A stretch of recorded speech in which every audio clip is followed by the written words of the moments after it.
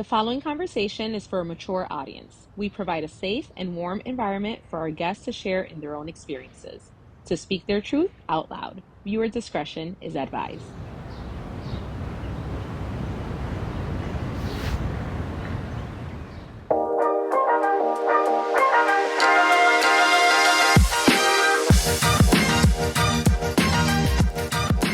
Welcome back to Truth Without Edits, where we speak from the heart, unedited, unafraid, and unapologetic. Today's episode is one that dives deep into faith, identity, and what it really means to find God, even when others turn their backs. We're talking about those moments when who we are doesn't line up with what people expected, and how somehow, through it all, grace still finds us. This one's real, raw, and full of redemption.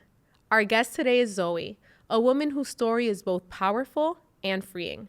Zoe grew up in the church, surrounded by faith and expectation, but her journey took a turn that challenged everything she thought she knew about herself and about God. Through rejection and heartbreak, she found a deeper, more personal relationship with God, one rooted in love, not judgment. Zoe's story is a reminder that even when people push you aside, God never does. Period. Mic drop.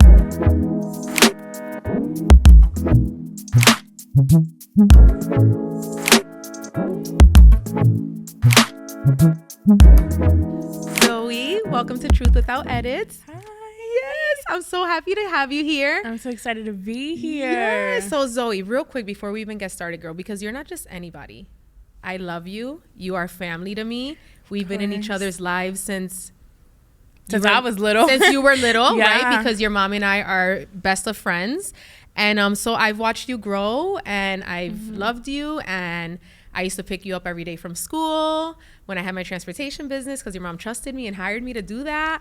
And we've spent a lot of time talking about life and just like really getting to know each other. And I've like been there for you through some of, tough seasons, good seasons. And so I'm thankful that you accepted the invitation to be here today and to dig a little deeper into your story, Zoe, that you might have not had the opportunity to sit down and share out loud yet. And that's why this platform exists, to talk about the things that we normally wouldn't say out loud and to just have the boldness and the courage to do that. And I thank you for doing that today. Thank you. I feel so honored to be here. Yes, girl. I love this podcast. I love everything that you're doing. I'm so proud of you. I mean, I know like you probably still see me as Zoe, the little baby, but I am very proud of you. Thank you. And I don't see you as a baby anymore. You grew up and you're an adult. You're a total adult. And thank you for sharing those thoughts with me and for encouraging me and, always letting me know that you're so proud of me, and that helps me to keep going. So let's get right into it, girl. Can you share a little bit about your upbringing and what your experience was like growing up in the church? So, I was kind of born into church. Since I was little, I've always been in church. Not a lot of people know. I feel like mainly some people who have known me since I was little know. But I did move over here from Puerto Rico when I was 8 years old. And then I was kind of in the same church after that. So it was I want to say, a very Christian but religious upbringing. Since little I was taught, like God is the way, the truth, and the light. And of course he is. But it's so much more than that, Mm-hmm. And it's just, my upbringing was always, we go to church Sunday, or we would go to church Wednesdays, then go to school. But you're a very like good girl, so it was I was very sheltered from the world, and I didn't really know what other people would know. So I was very much, I want to say, like a outcast to other people who were very modern. It was just a very religious and Christian upbringing. Okay. I want to say. What did faith mean to you back then?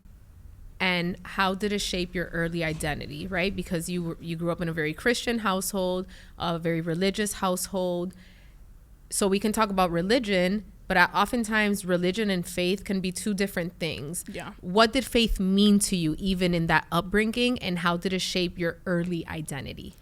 So very little, faith meant you trust God with everything. You know, it still means that to this day, but it was more of like, you have to believe in him. You know, you have to do everything with God. Like, you have to, God is the center, of course, but it was like, he's in everything. You know, he's in school, he's in, you know, friendships, relationships. He is, that's you live for God. Mm-hmm. I agree totally. But when I was little, it was almost like faith was something I was used to, not something I yearned for. You know, it was something that was just, well, you have to have faith, you know? So when I was little, I think it's something that I got used to, and then it shaped my identity because I learned you have to yearn for it. You know, you have to yearn for God, you know? And even with all the struggles and everything, yeah, I feel like faith was very much just another word like love, you know? So that's very powerful, Zoe, because you're comparing it to just another word, faith. Well, I go to church, I have to have faith. Yeah. But what about, what does faith really mean to you as the individual? Like, how do I seek out that faith for myself, you know? So I think that so many people listening today probably just heard you say that and thought, wow, same for me. Because I think it gets to a point when we're like, how about what does faith mean to me? You know, like, it's an individual thing. Everyone processes that faith individually.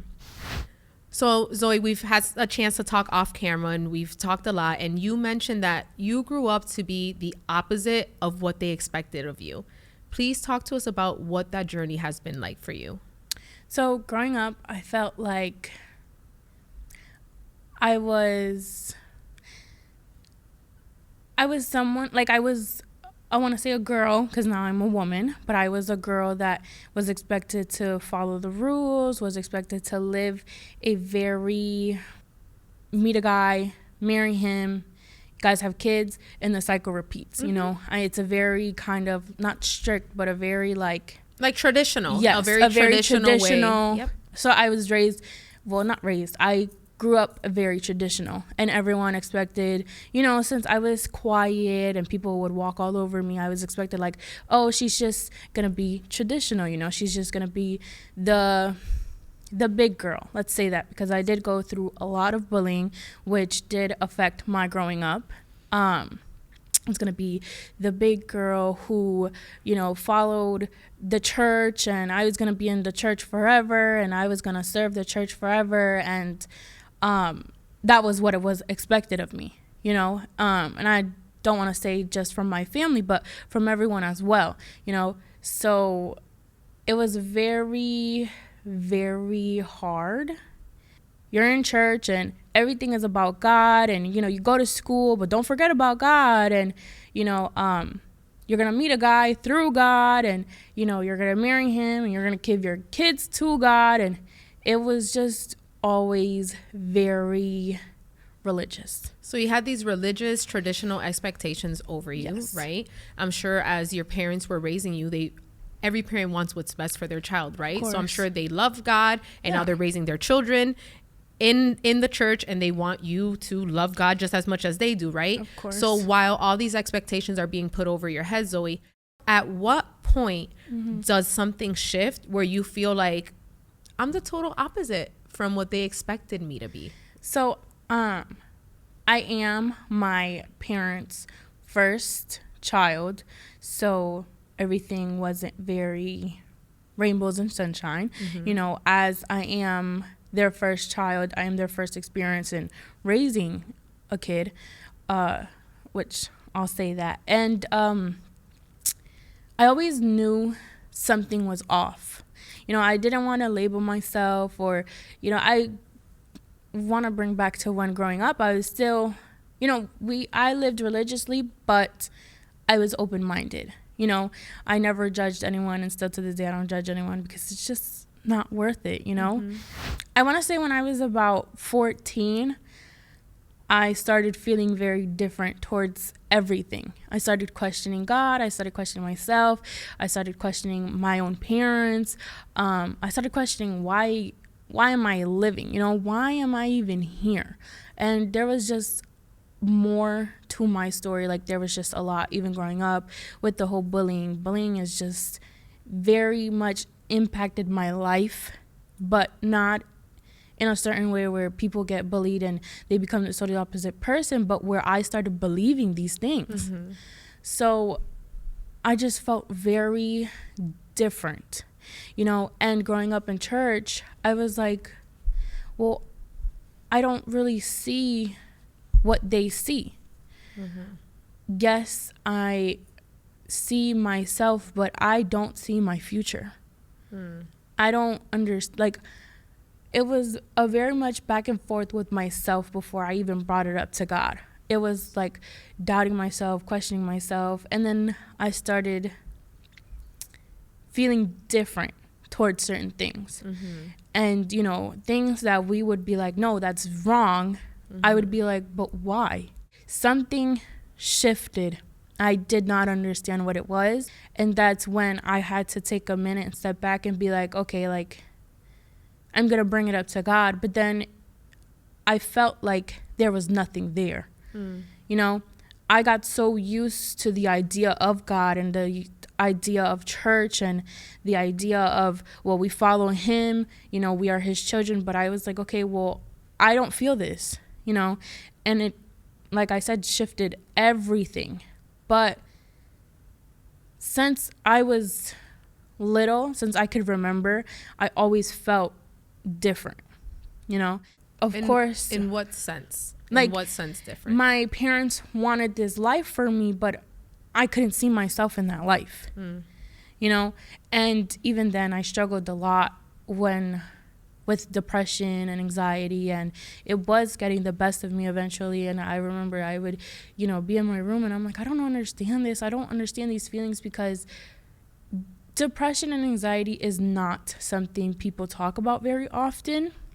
I don't want to say like mental health awareness is a thing and people talk about it, yes, but I feel like when you, in my opinion, you live in a religious life, there's no need to be depressed and anxious. Thank you for bringing that up, Zoe, because I grew up in the faith, right? I grew up visiting church with my grandmother when I was a little girl, and then, did my own thing, had my crazy wild years where I didn't want to know about church. And then in my early 20s, started going back to church again.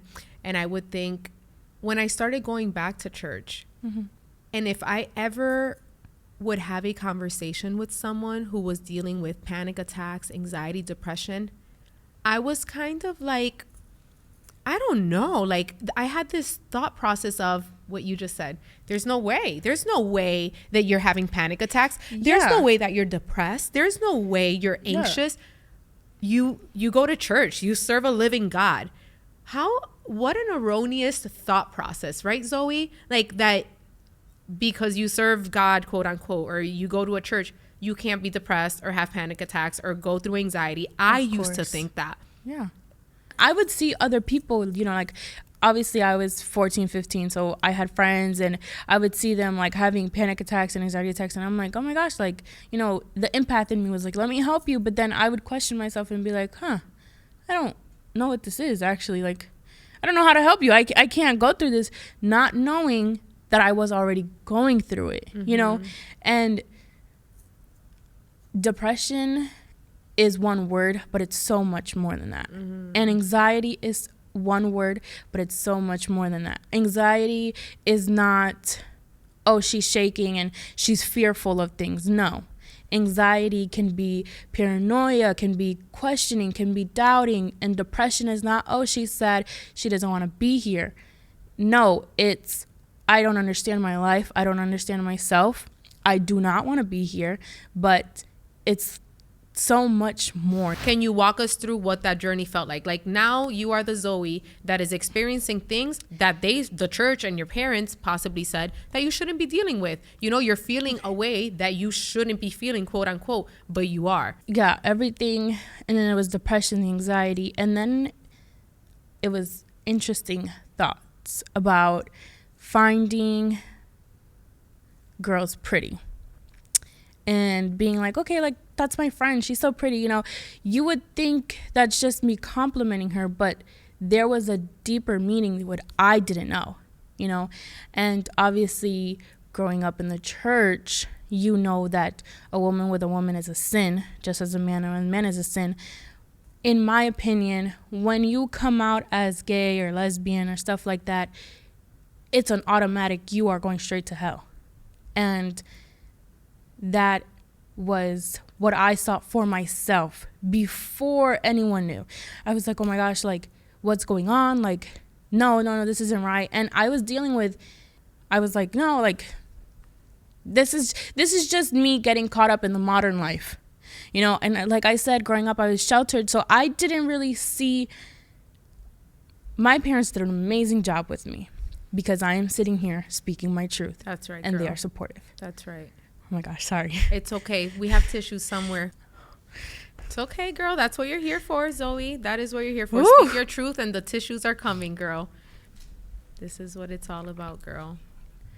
And sharing your truth is not supposed to be easy, and that's why people don't do it enough. So having these thoughts, I was like, oh my gosh, like, no, like I said, I was sheltered, so I'm getting caught up in the modern life.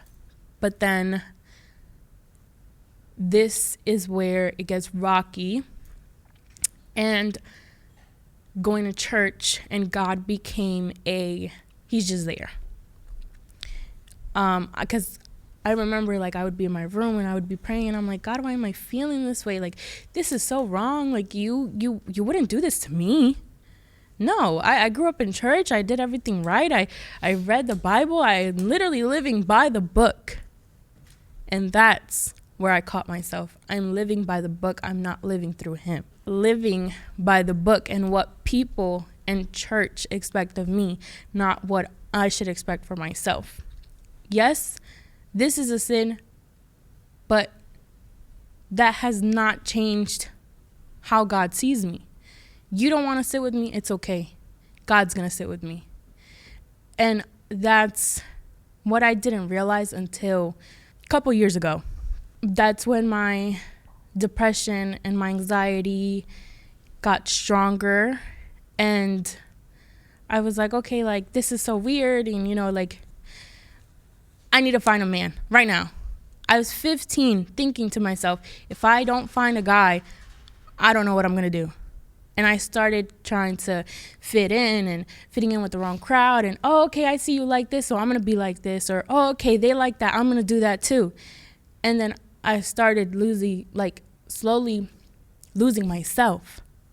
This isn't me. I don't care what you think. Like, why am I caring what you think? Like, no. So then I would force myself into these relationships with these guys that I could care less what their favorite color was, and it's just so confusing. And I remember, like, oh my gosh, like, I'm supposed to like you, I'm gonna like you. And then I would be with them, and then we would kiss, and I'm just like, oh, I don't like this. But then I'm like, no, like, you're supposed to like this. So now back to, it was an inner battle between myself, and I started pushing God to the side because I got used to him. I'm going to live my life, and I'm going to be fine because he's going to be there. But now he is just another word. That's it. So then going now to 15, turning 16, my freshman year, and I was like, I'm in high school now, I'm going to experiment. And then I was like, I'm going to keep it to myself. And I know I had 2 best friends at the time, and they knew. And I was like, I had a best friend, and I was like, hey, like, I think something's wrong with me. And she was like, what do you mean? And I was like, I think I like girls. And she's like, I don't see what's wrong with you. She was raised in church. And I was like, what do you mean? Like, judge me. Like, you're supposed to tell me I'm doing it wrong.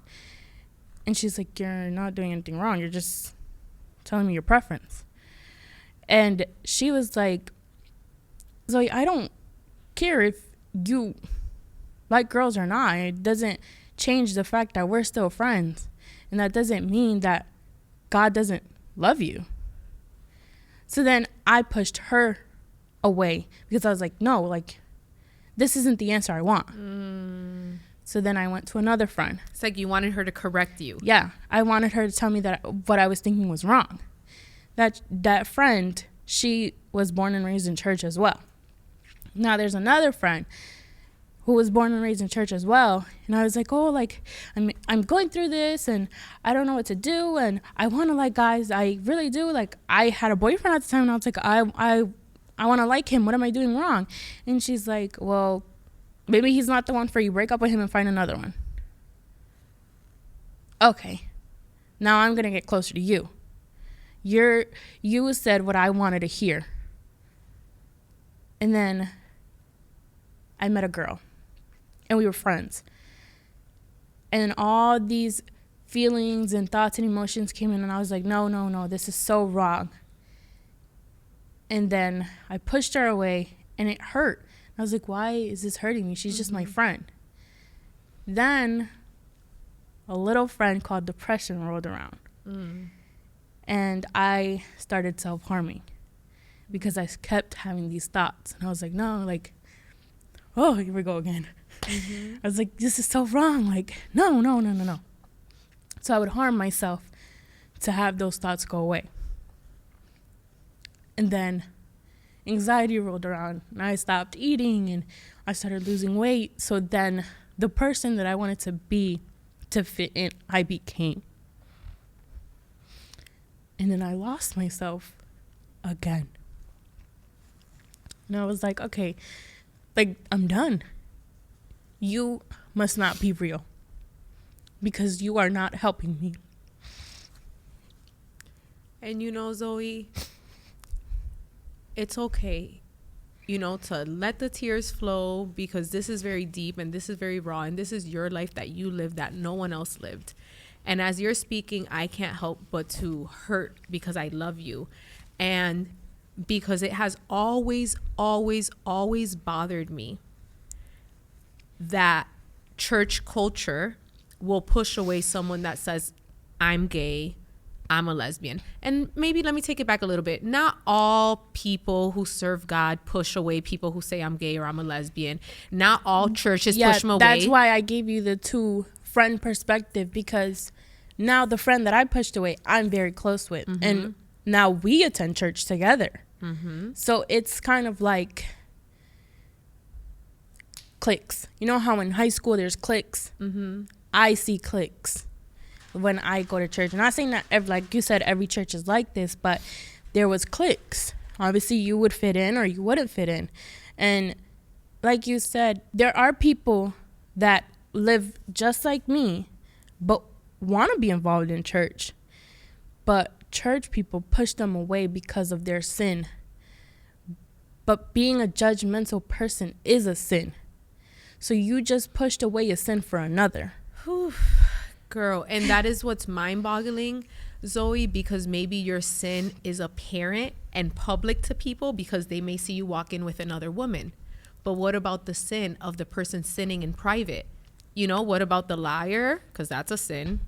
What about the person who's not married and is having sex? That's a sin. What about the person who's married and is committing adultery? That's a sin. Yeah. You know what I mean? So what about like manipulators? I mean, there's just so much. There's, like I said, we could open the book and read all about it, but you know. Isn't overeating, I know I always say this, it's but a isn't sin. Like gluttony Yes. a sin? So can you imagine if we pushed aside someone or saw them differently because they eat too much? It's so perplexing to me that someone coming out and saying their truth would make like this. It's just so hurtful because when you mention, Zoe, self-harming, girl, for someone to want to self-harm because they're thinking, God, take this away from me. This isn't what I'm supposed to be doing. If you're getting to that point, clearly you want to please God. You want to do what God says you should be doing, but that's not what you feel. So if it's not, who has the right to judge you or say anything different? Right. And that brings us back to, can we still love God, have a beautiful relationship with him, have a very strong faith in God, and still be true to ourselves. And oftentimes I think, Zoe, like, God wants you to be a good person, like have great morals, help your brother or sister, feed the homeless, like Right. put clothes on someone's back who doesn't have any. I feel like there's expectations of what makes God happy, and it's like devoting your life to him, like, you know, kind of like, it's kind of funny to say, but, you know, and this is to not offend anyone, but like a nun, you know, they give their life up to God, and, you know, the only friends they have are other nuns, you know. So it's my interpretation. I'm like, okay, well, I'm gonna go be a nun then, you know, because in my eyes I was like, well, nuns don't do anything wrong. And honestly, you could be someone who just got out of jail and switched your life around and found God, and that right there, he doesn't even care about your past, but you are seeking him, and that is what he wants. I went to church, and I remember going to, they would do these youth nights. I remember going to a youth night, and I was there at the altar, and I was like, okay, like, I know you're going to bash me. Like, I'm ready for you to bash me. I'm sitting there at the altar at church, willingly going to church, sitting there going, I know you're going to bash me. And it was quiet. I mean, music was going on, but in my head it was just quiet. And I'm like, okay, like, bash me. What are you doing? Like, I'm waiting for you to tell me that I'm going to hell. I'm waiting for you to send me the right man. I'm waiting for you to be like, oh, like, you're not living the life I meant for you. You were ready for God to convict you, but you weren't receiving that conviction. When was the moment, Zoe, that you shared this with your parents? That's the tricky part. I wasn't able to tell my parents. I unfortunately got outed out by a very close friend of mine. And, you know, I wish her nothing but the best. So you know, it is what it is. But it did not go well. You didn't have the opportunity to sit down and share it from your point of view, because if someone speaks up for you, they're not getting the full picture. Yep. So I remember it was at church, and my mom pulled me to the side, and she was like, is it true? Is it true? Is it true? And I'm like, oh my gosh, what's going on? Because the same girl that I was talking about, we had been together for already 3 months or so. And I was like, well, what are you talking about? And she was like, well, is it true? Are you dating so-and-so? And I'm like, it caught me so off guard that she knew. Yeah. And she was like, no way. We're done. You're done. You're breaking up with her right now. We're going home. Like, she needs to leave, because we were in church. We were both in church, and she needs to go, like, right after service is over. She's going to go home. We're going to stay here. Like, no, this is absolutely wrong. And this is not about my parents. It's about me. Like I said, my parents, I'm their first child. They didn't know what they were doing. So it was a very traumatic experience for all of us, because I was just a teenager, you know. I wasn't 20, I wasn't 25, you know. I couldn't just get up and be like, no, like, stand up for myself. I had to listen to my parents, you know. So I went and I told her, I said, my mom found out, I don't know how. This same friend looked at me and she was like, I told her. I should have felt rage. I should have been mad, but I wasn't, because it's exactly what I wanted for myself. But it was like, when my parents found out, I felt the whole world just collapse. They didn't find out from me. They didn't hear my words. All they seen was someone that was closest to me tell them, and they felt fear. Because they were also taught this is a sin. Now they're thinking, well, your daughter's going to hell. Fix your daughter, you know? My mom took me out of school because, okay, she's like, well, it must have been school, so we're taking you out of school. My mom took me out of school and she took my phone, but I still found a way to talk to this girl. I was, and all I heard was, well, this is a phase and you're just mixed with the wrong people and you don't know what you're doing. And I'm like, I literally fought with myself. I know what I'm doing, but no one heard that. Everyone just kept bashing and bashing. And instead of saying, if this is how you feel, then let's pray together, I got pity parties. Like, I'm going to pray for you, or I have this life planned out for you and this is not your life. And it was just bashing on bashing on bashing. And I was just bashed.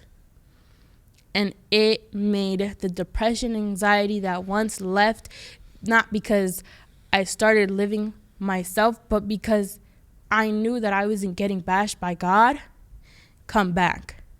So the people that I was supposed to lean on, that I was supposed to tell my truth, the people that I was like, okay, like I'm going to tell them because I know they're going to listen to me, did the total opposite. And who were those people besides your parents? It was close people to my parents. It was people that I seen family. It was friends. It was family members. It was, and anyone who knows that my family, of course you are my family, but my immediate family Correct. is my mom, my dad, and my brother. My family's all the way in Puerto Rico. I have no family over here besides my grandma and an uncle who lives like 2 hours away, or an hour away, but but that's my immediate family. So it was people that I thought were family.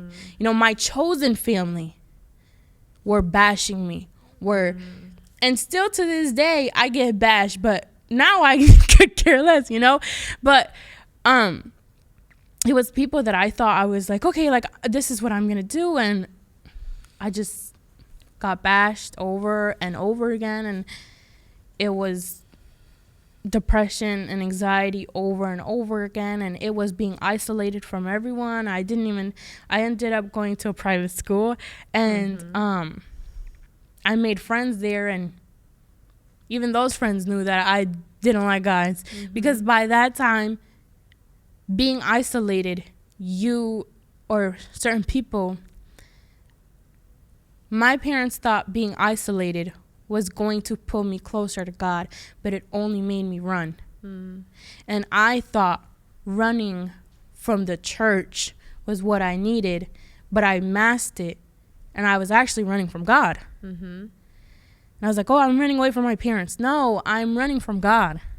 But when did you realize that the church and God were two separate entities, right? Because if you're running from the church, you're thinking, I'm leaving God. When do you realize, Zoe, that didn't mean you were leaving God, number one? And then number two, you say, right now, I don't care anymore. When did you get to the place where you finally said, I don't care what people think? But when I got to the point where I said I don't care was actually 4 years ago. So Okay. It's very recent.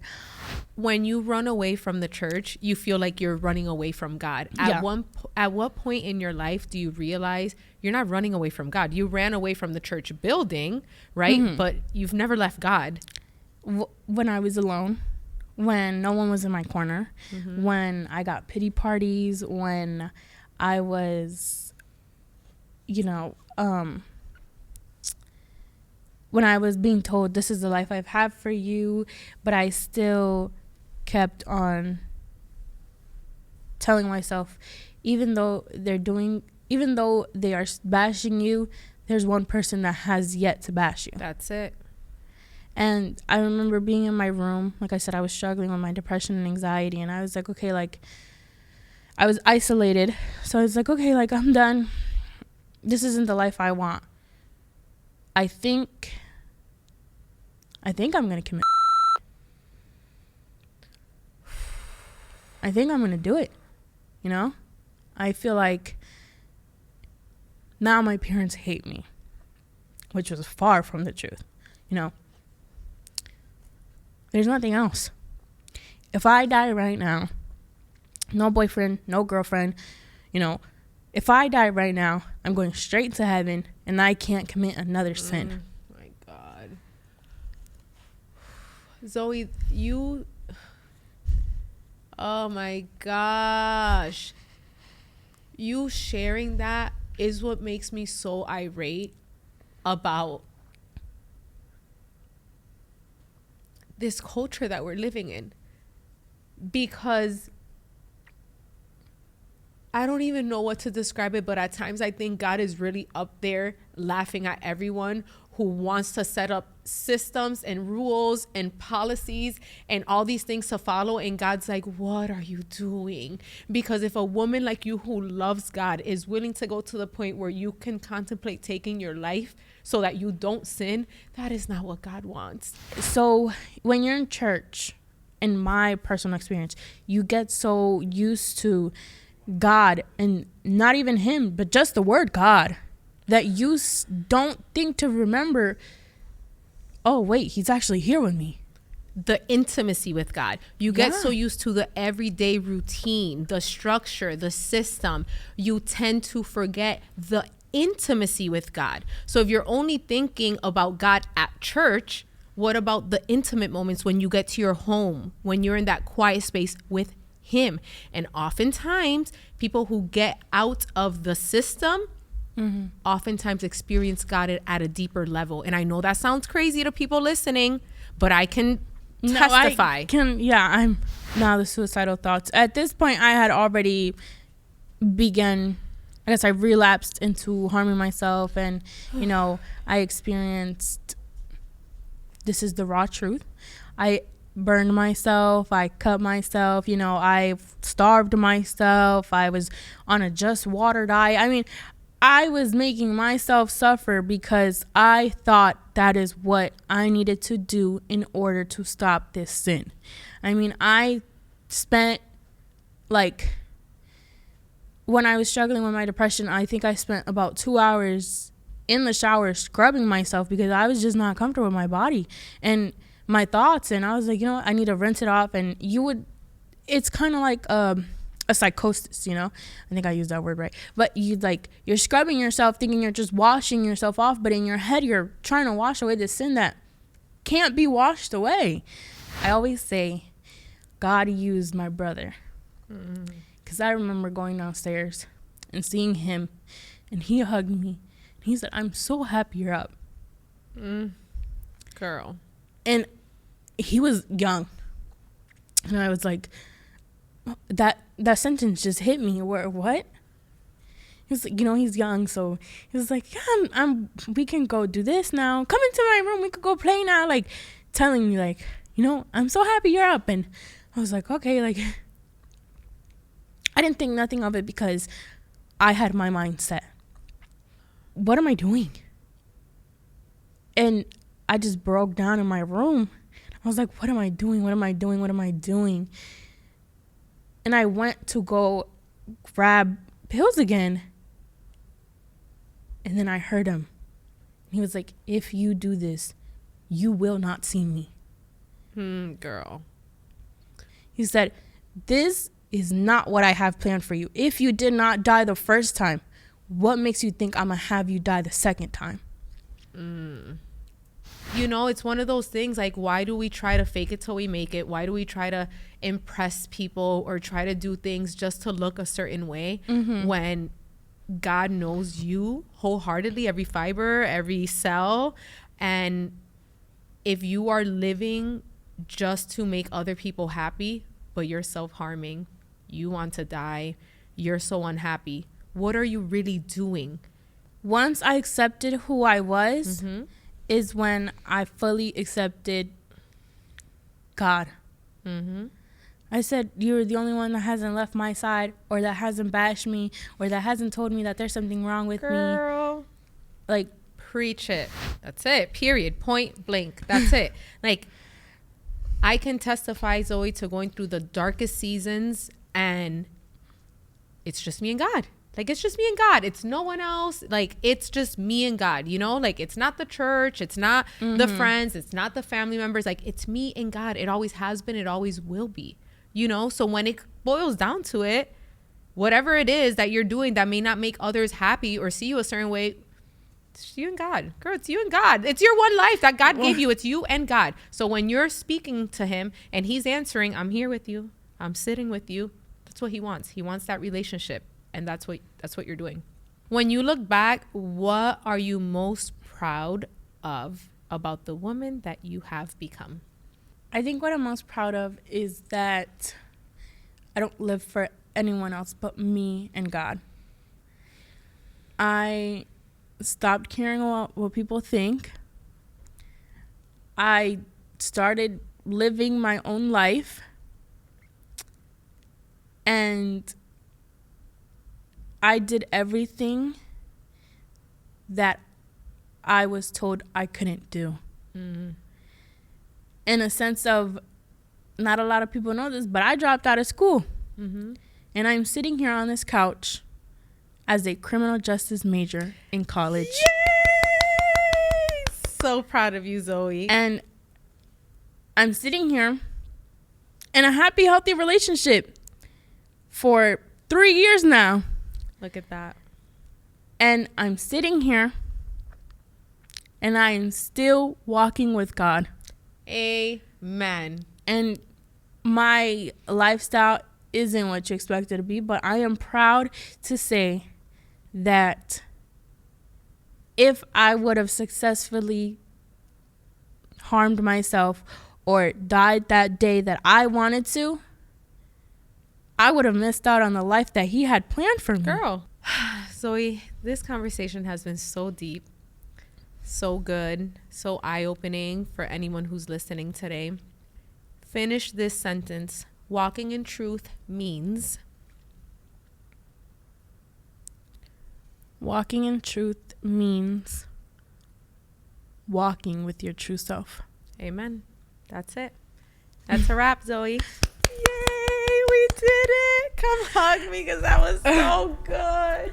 Even when our choices, struggles, or stories don't align with what others believe is right, God's love remains constant. We all fall short, but his grace covers us anyway. And that's the beauty of who he is. Let Zoe's story remind us that no matter where life takes us or how others see us, God's love never fails. And his grace always, always, always finds a way to reach our hearts. Ready to share what you've never said out loud? Visit truthwithoutedits.com and head to the Submit Your Truth tab to send your story. You can even submit anonymously. While you're there, feel free to check out our merch, stream the latest episodes, and join a community that's finally saying it all. Don't forget to subscribe and follow the show so you can stay in the know and be the first to hear when new episodes drop. Until next time, truth tellers, keep showing up loud and unedited.